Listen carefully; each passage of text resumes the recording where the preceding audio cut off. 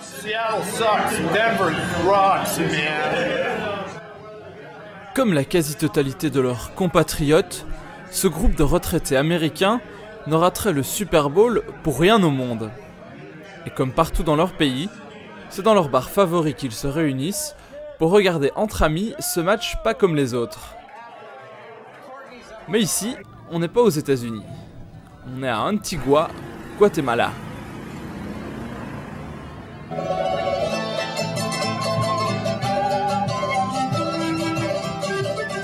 Ancienne capitale de la colonie espagnole d'Amérique centrale, ce joyau d'architecture encerclé de volcans détonne avec le reste du pays.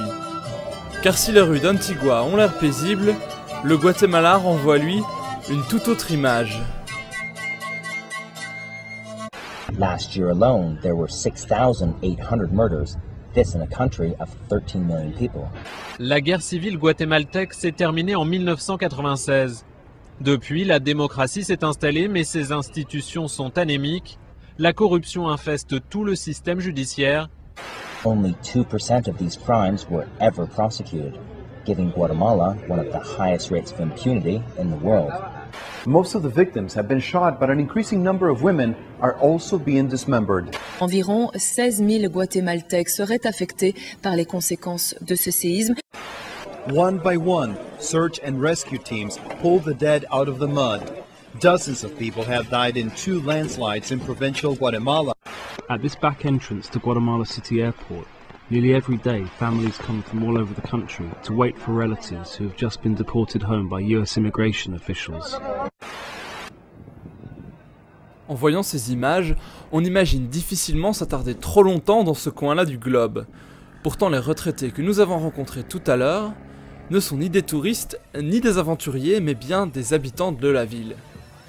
Au lendemain du match, nous en apercevons certains dans le parc central, ils s'y réunissent tous les matins. L'un d'entre eux, Mike, nous invite à boire un verre le soir même pour nous expliquer pourquoi il se plaît tant ici. The main advantages are the climate, the weather, it's delightful. Cost of living is relatively low, and I like the culture. I like the town. I like the landscape. That's a geographer's term, but I enjoy that ambience, the milieu, if you would. I find that attractive. I find that comfortable. Mike n'est pas un cas isolé. De nombreux Nord-Américains désireux de passer une retraite tranquille au soleil ne peuvent se permettre un train de vie confortable en Floride ou en Californie. C'est pour cela qu'on en retrouve de plus en plus en Amérique centrale, et en particulier à Antigua, où ils forment une petite communauté. It's a bunch of retired and semi-retired people from a variety of walks of life, but primarily Americans, a number of Canadians, a couple of Germans, a number of other folks as well. The occasional Brit wanders through, and we gather every morning in the park. And what do you do? Oh, we just chat and make jokes and kid each other and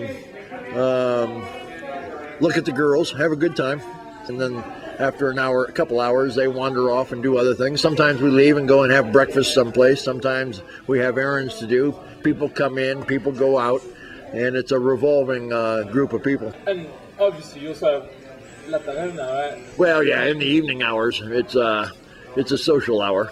And I get together with friends and acquaintances. Sometimes there are music events, sometimes there are other things that we might do or go see a film. But generally we just get together and go out for dinner or congregate here or other places for a football game or a basketball game if one of those is being televised. Get around. We all drink too much. Pour profiter de ce style de vie axé sur l'amusement et le farniente, il est toutefois nécessaire de s'acclimater à un environnement qui peut être déroutant. Pour Mike, ce sont les nombreux voyages entrepris durant sa carrière dans l'industrie du pétrole qui l'ont bien aidé. Déjà, ils lui ont permis de découvrir le Guatemala, mais ils lui ont aussi appris à garder les yeux ouverts sur le monde qui l'entoure. The politics down here are corrupt. I mean, the police are corrupt. The politicians are corrupt. Have you witnessed it? Oh, on a certain level, yeah. I imported a vehicle this year, and that required some contacts that I did not have. And to facilitate the entry of the car into the country and to reduce the the taxes on it. A certain amount of money had to change hands. Okay, but it's not an obstacle for you to. It's an inconvenience, but not an obstacle. It's part of the culture. You have to understand the culture that you're living in, and I've spent enough time here that I'm pretty familiar with it, and the aspects of it that would be disagreeable to other people don't give me particular pause. I think you told me something about what mañana means. Oh yeah, mañana. Mañana does not mean tomorrow. It just means not today. It could be tomorrow, it could be 3 days from today, it could be next week, but it's just not today. Guatemala has a reputation as a dangerous place. Is safety a concern to you? Not particularly, but then I've traveled enough that I know to be aware of my surroundings and to take a reasonable number of precautions. When I go out at night, I don't carry an awful lot of money or anything of value. I try to avoid places that are dangerous, not all the time. I'm in Antigua, and Antigua is much safer than other places in the country. Nous allons à présent à la rencontre de Bill.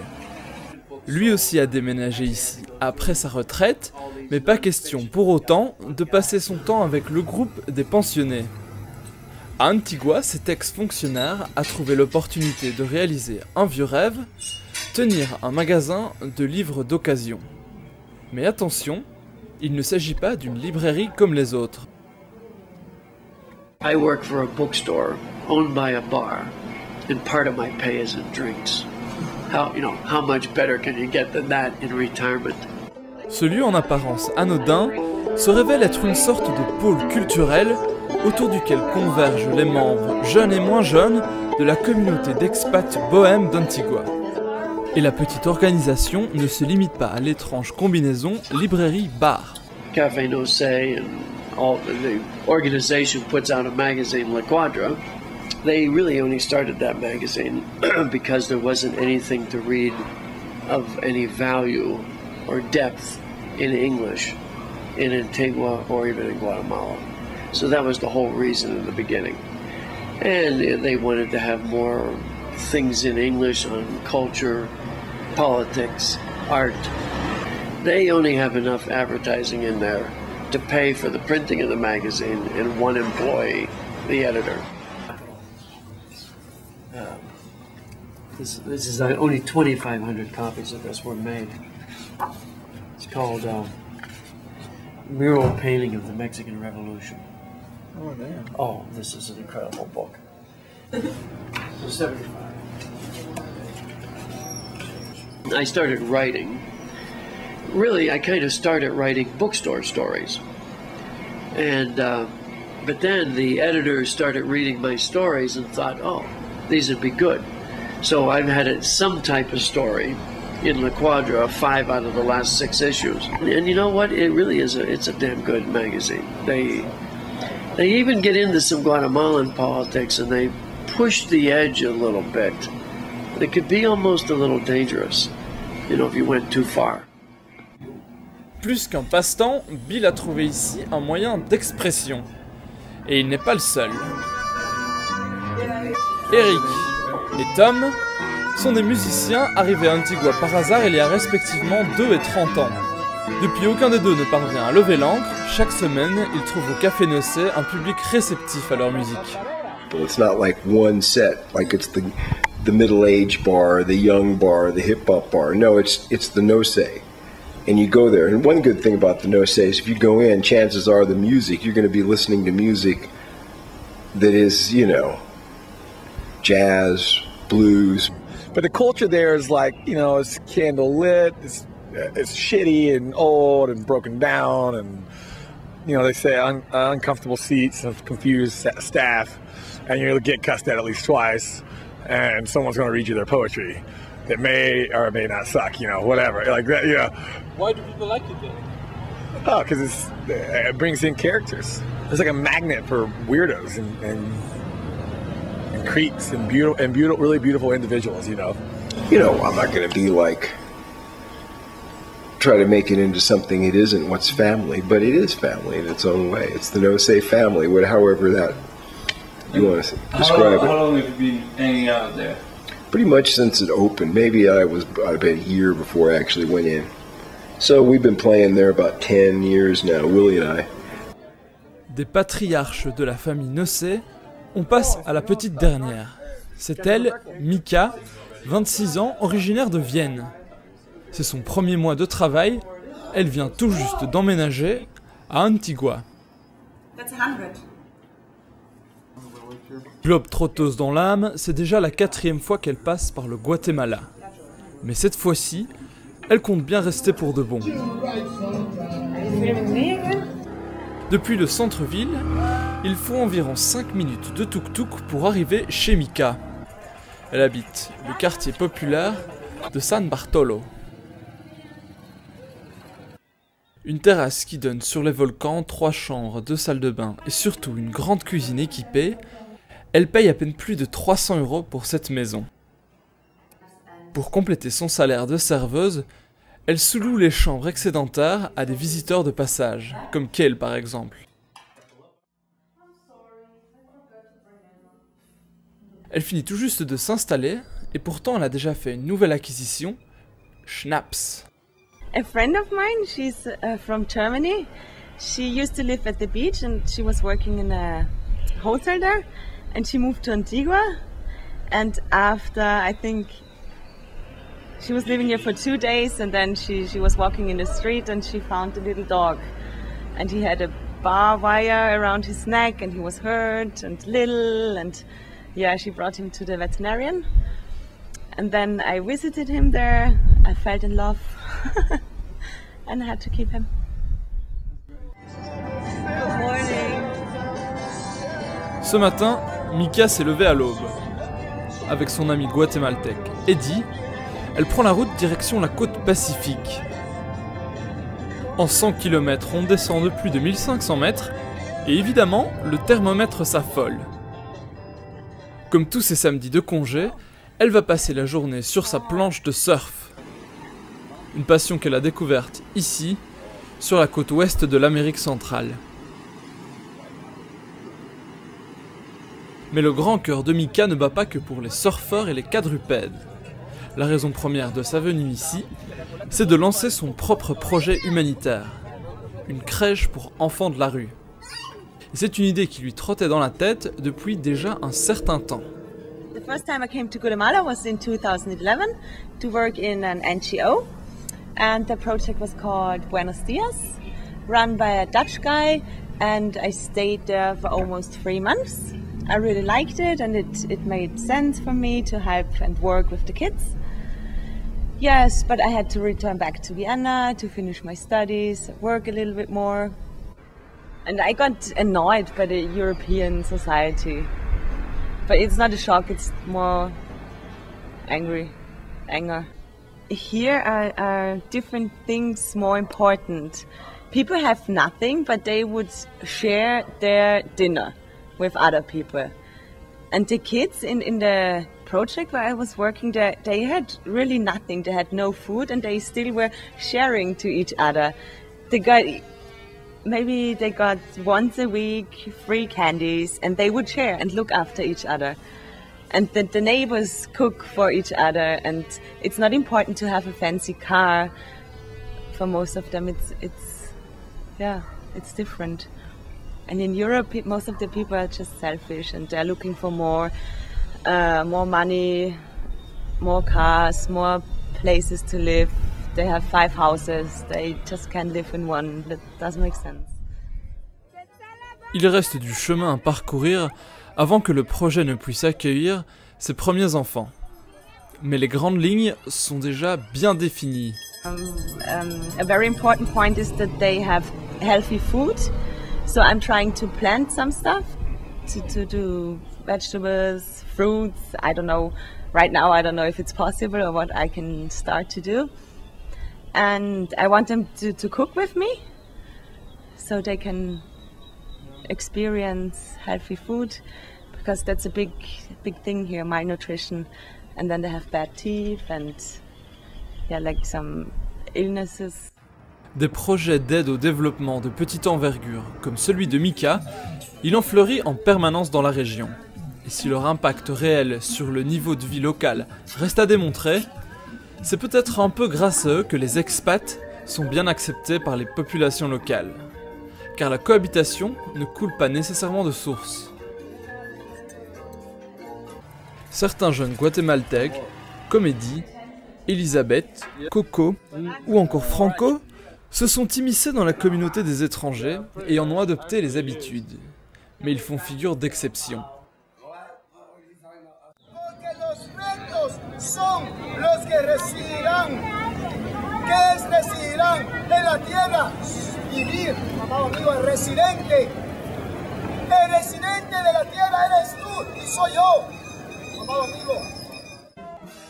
Le mode de vie de la majorité des locaux paraît à 1000 lieues de l'univers cosmopolite des expats. Et parfois il semble bien étrange au regard occidental, même averti. Si bien que c'est presque deux communautés parallèles qui peuplent Antigua. Mais alors est-il possible pour un étranger de s'immerger dans la culture guatémaltèque? Pour le savoir, on quitte Antigua et son atmosphère coloniale, direction les terres des Mayas. Après 2 heures de chemins escarpés et passant par-dessus les volcans, il reste encore une demi-heure de barque pour arriver dans le village maya de San Pedro.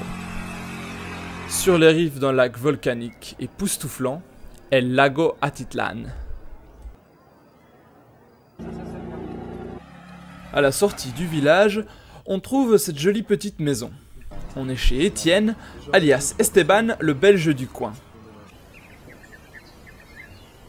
Il y a bientôt 30 ans, lors d'un voyage, il découvre et se prend de passion pour le Guatemala. Il en fit d'ailleurs son métier, en ouvrant un commerce d'import de produits artisanaux indigènes. Mais voici une dizaine d'années, alors que les affaires tournent mal, il réalise un vieux rêve, emmener femme et enfants pour s'installer définitivement ici. Le plus clair de son temps, il le passe à confectionner son café, qu'il cultive et produit lui-même de A à Z.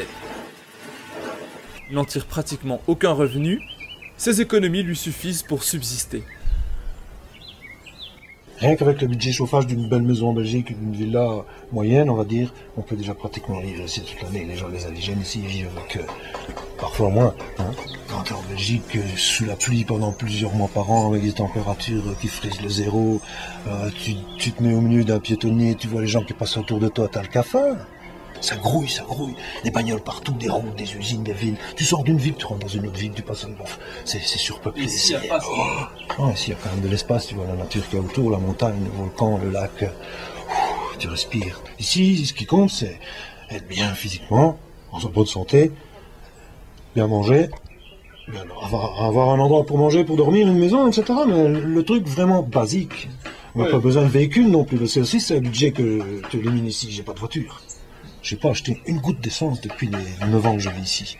Même ma pelouse, je l'attends à la machette. J'ai le temps, c'est ça la différence. J'ai pas l'argent, mais j'ai le temps. Fuir le mode de vie occidental, devenir paysan du tiers-monde, c'était plus qu'une envie pour Étienne, c'était presque une nécessité. Et ce pour des raisons spirituelles et philosophiques. Féru de conspirationnisme et de mysticisme en tout genre, il trouve ici le terrain pour vivre ses fantasmes.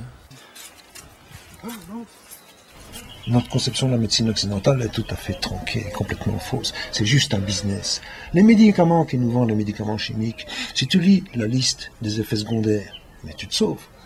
Alors qu'à côté de ça, tu as des médecines traditionnelles. Il faut savoir aussi que 75 à 80% officiellement des médecines chimiques ont été volées au peuple primitif. Parce qu'eux, ils avaient leur médecine traditionnelle. Tu rentres dans le rayon fruits collereuil, tu corras, et là, dans tout le rayon de fruits, tu n'as pas une odeur aussi forte que celle de ce seul petit citron. Qui a un parfum. Ils sont bien rouges. Pour les cueillir. Et donc, moi étant très intéressé par le chamanisme et les cultures anciennes depuis longtemps, j'étais un peu déçu de ne pas entrer en contact avec la cosmovision maya, jusqu'au jour où on a eu l'occasion de rencontrer cette fameuse tribu arc-en-ciel, et par un intermédiaire, on a rencontré donc des chamans, des arkir, comme ils disent ici, des guides spirituels mayas. Et on a pu entrer dans le processus de connaissance de ce qu'est une cérémonie maya en fait. Ce n'est pas un hasard si Étienne a trouvé, ici à San Pedro, l'éveil spirituel qu'il recherchait. Depuis le début des années 70 et le passage de hippie américain, le village a acquis une petite réputation auprès des adeptes de spiritualité alternative et de découvertes psychédéliques.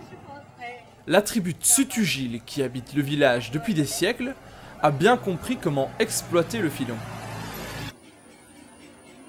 S'il tolère désormais la participation d'étrangers aux cérémonies religieuses, c'est surtout pour remplir les quelques auberges et cantinas qu'ils ont créées.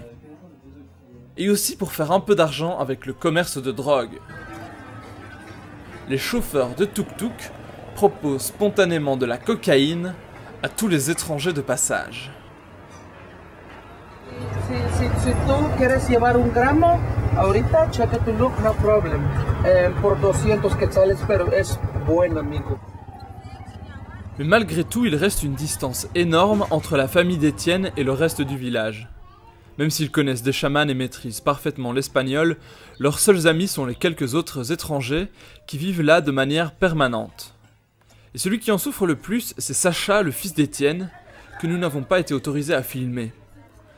À 11 ans, il a vécu presque toute sa vie ici. Pourtant, il nous confiait hors caméra qu'à l'école, il est tout le temps la victime de harcèlement souvent violent. Donc même avec toute la bonne volonté du monde, pour un étranger, éliminer totalement la distance avec la population locale est très compliqué, mais pas impossible. De retour à Antigua, on a fait la connaissance de Rich.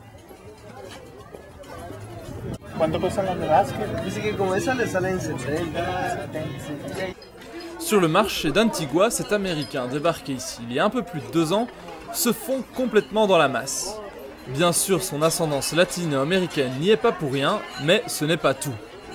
For the most part, I stick to locals, the people I talk to, the people I know foreigners because they approach me and I talk to some of them, but I don't go out of my way to mingle with the foreign community because I live with them in the US for so long. I want something different, so I want to meet the local people.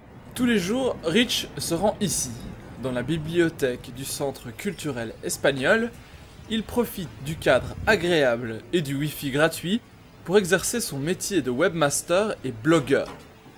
Et c'est cette activité qui l'a transformé, un peu par hasard, en personne de référence pour tous les expatriés.